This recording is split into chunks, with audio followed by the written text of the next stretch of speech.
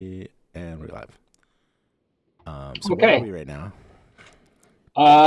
So this is a reimagined version of the intersection of Jane and Finch, which is intersection in Toronto, Canada.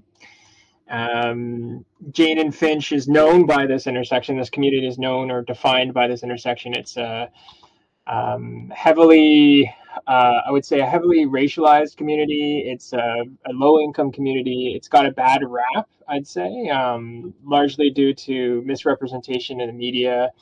Um, and This project is essentially a way of reaching out to some of the community leaders and artists to create virtual environments with them in collaboration with them.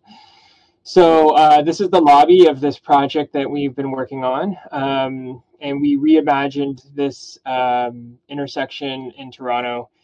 And so around this intersection, you'll find a number of doors that lead to some of the projects. So if you follow me, I'll take you to the first one.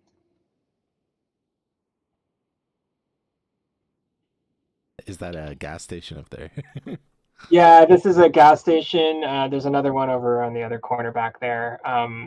These are actually like if you go to Google Street View and look at the intersection currently, you'll see that these construction barriers are up. Right now, the traffic and construction at this intersection is quite intrusive Hmm. due to the fact that they're currently building a new light rail line along Finch Avenue West. It's a big Interesting. sort of big infrastructure project. It's been happening for the last 2 years, I want to say. So we kind of took that as a starting point of this level of the lobby. So this sort of main level, we kind of consider that the sort of present. So a lot of the projects that you can access through these doorways here talk about the sort of the present state Hmm. of the community. And then there's a ramp that goes up, and if you go up there, you'll see, and we'll check it out in a bit, but you'll see a model of one of the light rail vehicles that will eventually run along Finch Avenue West. And there's a project up there that's kind of thinking about the future of this community. And then there's another one, It's like a light another rail spaceship. yeah, it looks like a spaceship from down here. And then down, there's another ramp that leads down, and this community is actually built along the one of the two main rivers that runs in Toronto, called the Humber River. Um, and the Humber River was a really important river for the indigenous people who lived in this area Hmm. prior to European settlement. And so we wanted to kind of pay homage to that. We'll check that out in a bit, but there's one So you got project the that's down future there. layer and the past layer in there. Exactly, exactly. Sort of spatial metaphors, if you will. So Hmm. this is the first room we'll go in. So if you Cool. want to visit this room with me, Yep.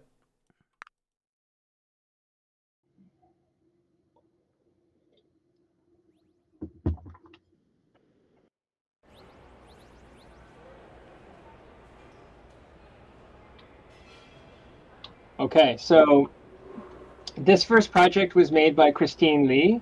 She's a community leader in the Jane and Finch community. Hmm. Um, and when we spoke to her and asked her about what she wanted to do for this project, she was really interested in uh, thinking about the local restaurants in the area. Hmm. She was always talking. I remember we had a conversation. I had a conversation with her, and she was just saying, how you go to these neighborhoods, and if you want to get something to eat, you ask a local, and they always have something like, oh, you got to check out whatever, right? Yeah. Name your business, and it's always some local business. Um, and yeah, so she wanted to kind of do these sort of mini documentaries about each of these businesses that highlight some of these businesses because some of them are facing real pressures, especially after the pandemic, of just Right. continuing to exist. So This yeah, looks so like a she made food this. court. Yeah, so this is modeled actual real life food court in the area. One of the malls at Jane and Finch is called Yorkgate Mall, and they have a food court. Uh, it's a mall that was built in the sort of 90s, so it has this sort of 90s-esque architecture with the big, Hmm. airy, sunlit atrium. And yeah, and so she shot these sort of these little mini documentaries, and we decided to place them inside a food court area. She went to this food court a lot when she was a high school student in the area. She Mm, said that at lunchtime she would hang out with all her friends in the food court quite a bit. So it means a lot to her. And it's a social area for the community. And we decided to place, instead of the vendors, we decided to place the videos that we made, the little mini documentaries about nice. each of the.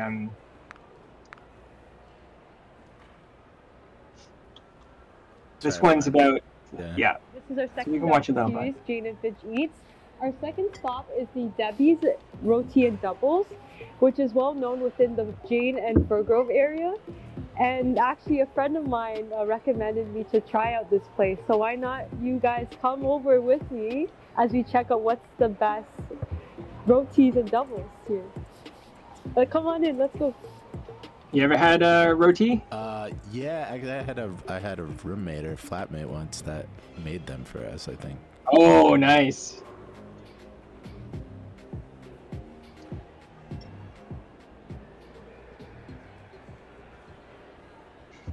Oh, this is making me hungry. Yeah. Nice.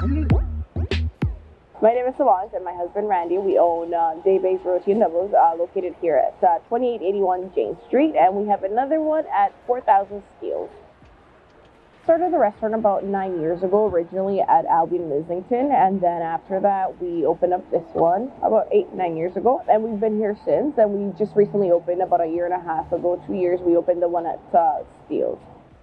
Randy is Trinidadian, and then he grew up in this area as well, which has a lot of Caribbean influence. So then he decided to go for this because this is what his grandmother taught him. Roti and doubles, but we focus on curry chicken. You can either get it with roti or rice. It doesn't have to be specifically roti. We sell curry goat, jerk chicken roti, aloo pie, spolori. It's a wide variety of like Trini Caribbean cuisine. So the most popular order is a curry chicken, boneless curry chicken with like rice or roti. And there's two kinds of roti. So the Dalpri roti and the paratha. So you can get that either wrapped or you can get it separated, so you can dip your curry and like eat it with your hands. And then a doubles. A lot of people tend to get like a doubles and a roti as like an appetizer and a meal. And then they like to get like a red solo, which is like a Trini pop. The Dalpri has grinded yellow split peas in it, so they call it dal. The paratha, there's nothing in it, it's just a fluffy roti, and they clap it, they call it dabla. It's two wooden sticks, and they clap it so it gets nice and fluffy. Been here for about 8 years, and honestly, we have a pleasant neighborhood where everybody, it's like a small community, everyone gets along, everyone likes to help each other. So I just think the media sometimes likes to portray it in a way that it's not really necessarily how it is once you're here. I think it's completely different. You're constantly working, so you don't think about the impact that you may have on the community. So it's always nice to like talk to somebody and like you get to know, like people actually know you, people actually enjoy your food. So it's like kind of like fulfilling in a way, like yeah. Awesome. That's so cool. So I'll maybe forgo the others so that we can get through the yeah, rest, yeah, that was absolutely. cool, Yeah, there's two more, but yeah, they're just about the local restaurants. So that's this first project. And yeah. good lighting in here, I gotta say, like really nice bake on this. Sort of. Yeah. Worked hard on this model here just to make it sort of a welcoming and fun place to kind of hang on out. The plant, like that's so. Wow, Hubs is looking good these days. Yeah. Actually, you notice, I don't know if you noticed, but on your avatar, it's got like a shiny reflective surface. Oh, yeah. I don't know if you can see this that. is all new, huh? Yeah. Interesting. Oops. Avatar, which is kind of neat. Nice. Okay, so let's go back to the lobby here.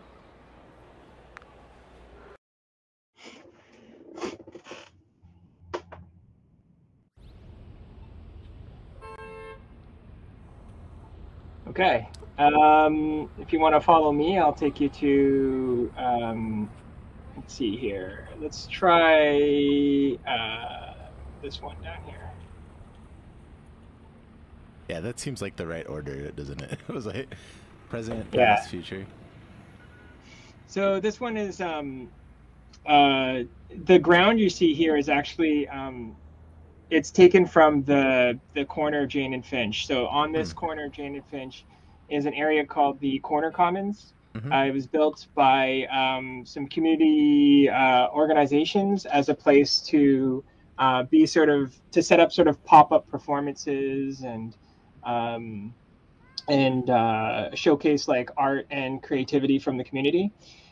So this doorway here will take us to Nathan Baya's room. So if we want to just pop. Okay.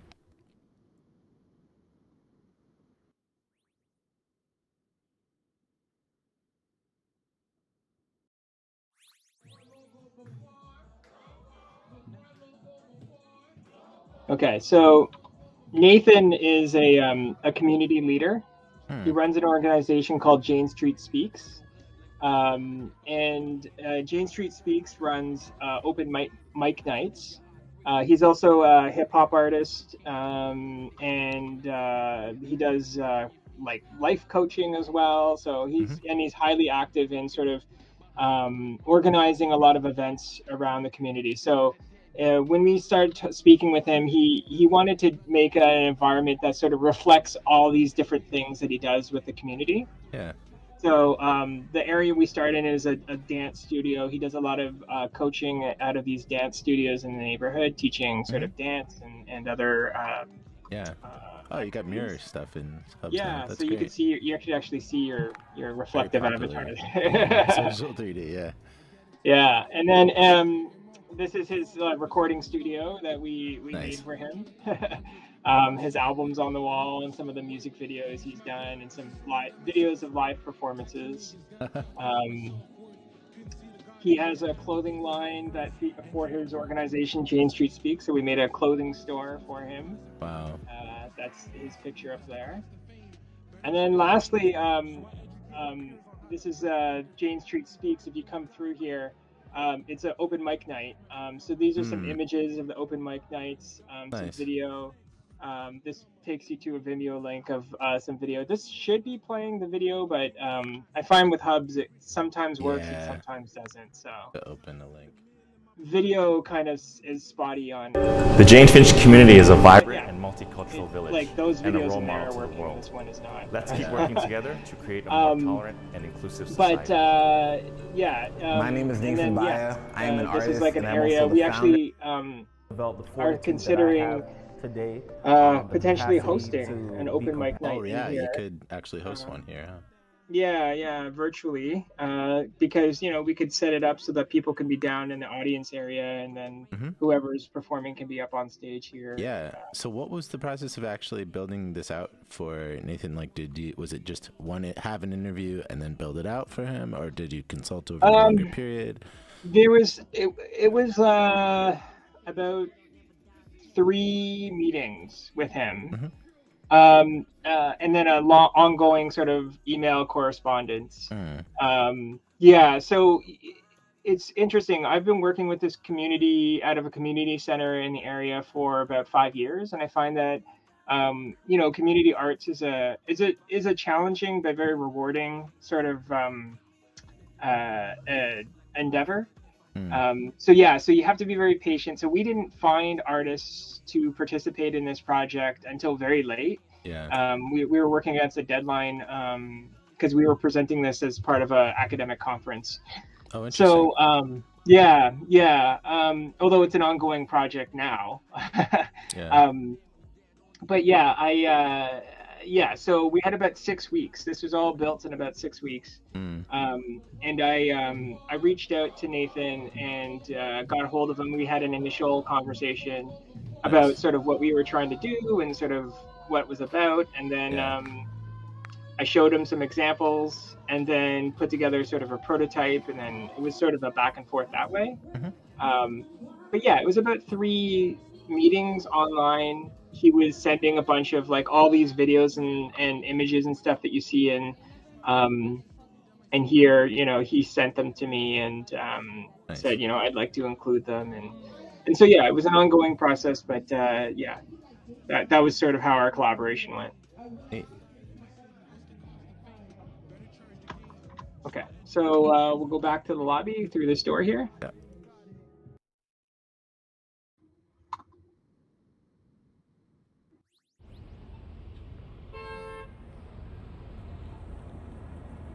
All right. Let's try checking out Octavia's, which is just down here.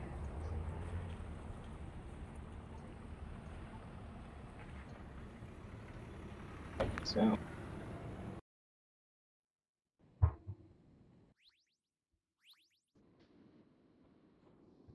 Don't get lost in the fog. Whoa, different. Yeah. So Octavia is a photographer. Her community has gone through. She grew up in Lawrence Heights, which is not too far from Jane-Finch, and it's a social housing community. So she grew up there. Firgrove, after which this project is named, and the community center I worked out of, is also a social housing project in Toronto at Jane-Finch. Both of these communities, Lawrence Heights and Firgrove, have been earmarked or targeted for what the city calls revitalization, which is a process by which all the social housing is, all the residents of the social housing are evicted, and then they demolish the housing, and then they rebuild it as mixed income, as a public-private partnership. Yeah. It's a controversial, obviously a controversial process because you're essentially uprooting these communities that have been around for, we're talking about 30, 40 years. Yeah. Is the council expecting that they sort of move back in after however many years it takes to build it? Yeah, so the first one they did in Toronto was a area called Regent Park, another social housing area, and they have finally got around to doing it, but a lot of the community residents haven't moved back. Right. They have the first right of refusal for moving back, but it takes upwards of 10 to 15 years before these places are ready again, and these people they've moved on. So yeah, it's and also the number of houses that they've destroyed haven't necessarily been matched by the number of houses they rebuild. So there are issues with the process. So this project, Octavia Riley, who's a resident of Lawrence Heights, she wanted to think about that whole process of revitalization. And so what we did was her parents' house still hasn't gone down yet. So we did a photogrammetry scan of her parents' house, which is what we're looking at now. And the scan is incomplete, but she wanted to use the sort of when you don't have a perfect photogrammetry scan, what it tends the artifacts are good. Like I was playing with that as well. Yeah, it gives it a really interesting sort of abstract quality, where the sort of algorithm sort of struggling to reconstruct the model. Yeah, it's like a memory. It's cool. Yeah, and so she kind of liked that, and so we did a scan of her house and placed it in this. So if we go here into the middle, this door here, it takes us inside. So.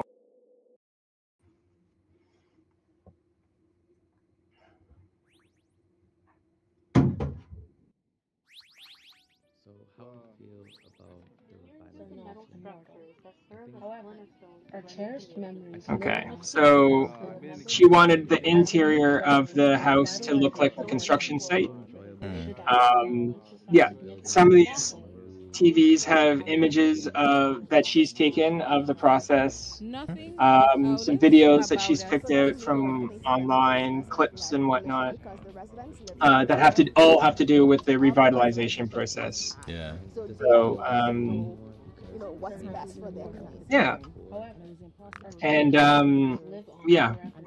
we made this to kind of reflect the process of a house and residence under construction, and became very interested in sort of the recording the process of the neighborhood changing. Yeah. Yeah. There's some other rooms. So this was Octavia talking with her. She had like this very, very long, drawn out idea of how she wanted her rooms to be based on the hero's journey.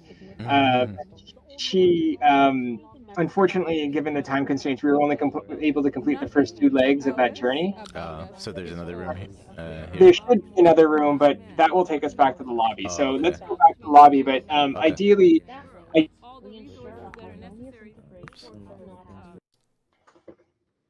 like I said, it's an ongoing process. So the hope is that it will continue, and we'll be able to finish the hero's journey for her. Yeah.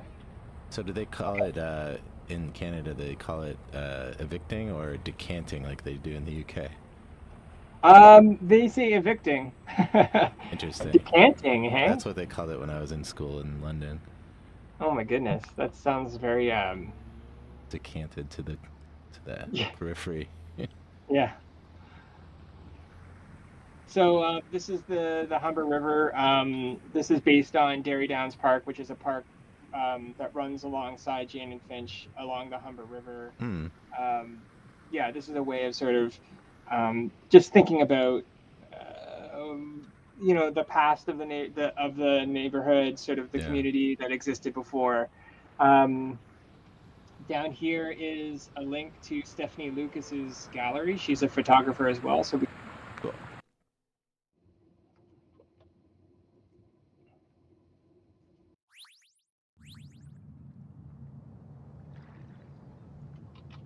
So Stephanie wanted just a very straightforward gallery. She's a photographer, as I mentioned. She's from the Firgrove neighborhood that I mentioned before. So Firgrove is how I started working on working in this community. Yeah. It's a social housing development, Firgrove. Yeah. And when it was announced that the buildings were going to come down, she started recording the buildings. So you can see this is when they were boarded up. This is the community pool that was there. That has since been demolished. And so she started documenting a lot of the sights and sounds of sights of the neighborhood.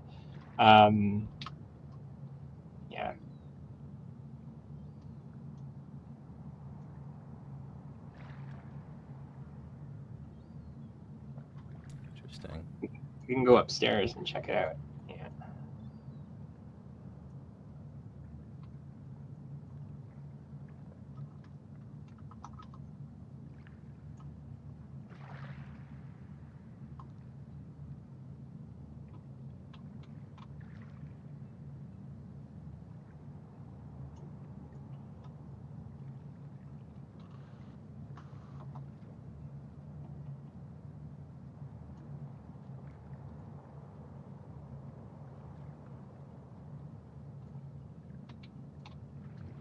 Yeah, wow.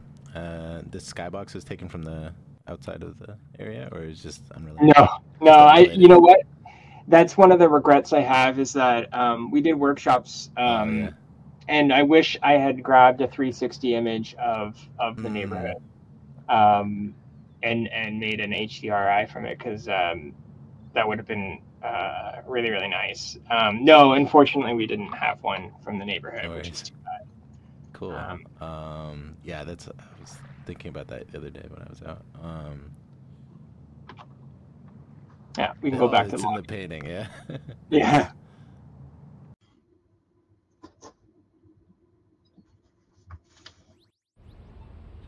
Cool. Well, whoops.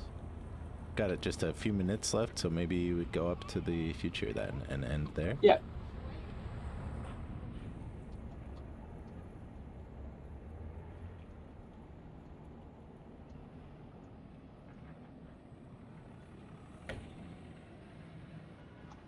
All right.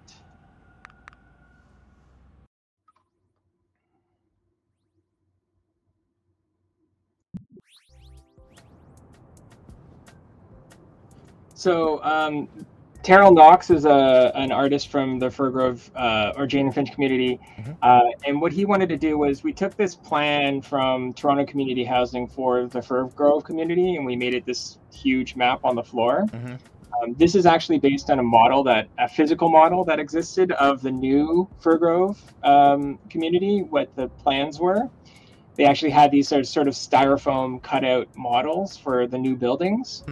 So we made them into these giant models, and we tried to make it so that it was interactive, so that people can come in and you kind of click and drag them and snap them in. Oh, wow. Where you want to place them. Yeah, it's kind of a way of, it's not perfect. It's a little, Yeah. It's a little clunky. Hubs is interactive, but it's still kind of fun to play with.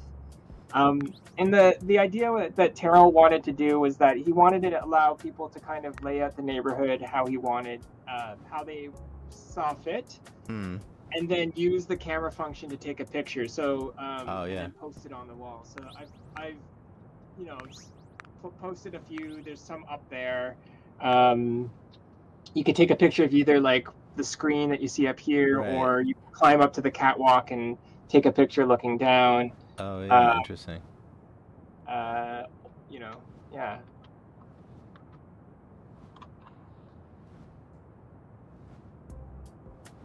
Very cool. Yeah. So if you use the camera and flip it around, and then you can take a picture and pin it to. If you use the pin option in if you use the pin option in Hubs, it allows you to create an image that persists in the room.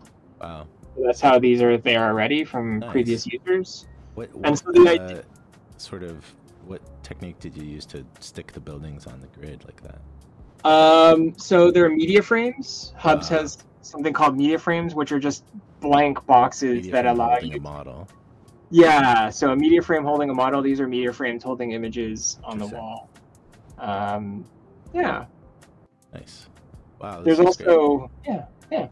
So I got to run to another meeting, unfortunately. Sure. I do have a couple questions. One is what is the conference that you presented this at, and how did you get the idea for this project? So the conference was called Congress 2023.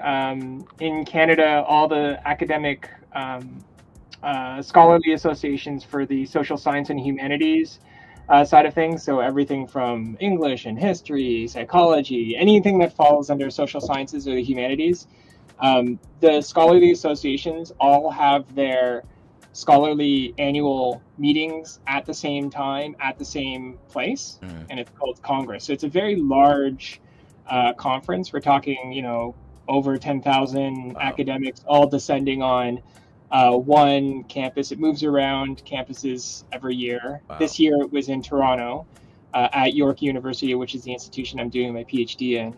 What are you studying? What's that? What's your PhD in, or what's your field? Oh, it's in cinema media arts. So my background is as a media artist, and I'm studying immersive technology through research creation. So through making projects like these. Yeah, and so they approached us because York University is very close to Jane-Finch and has a sort of fraught history with the neighborhood, and so these universities always do, yeah.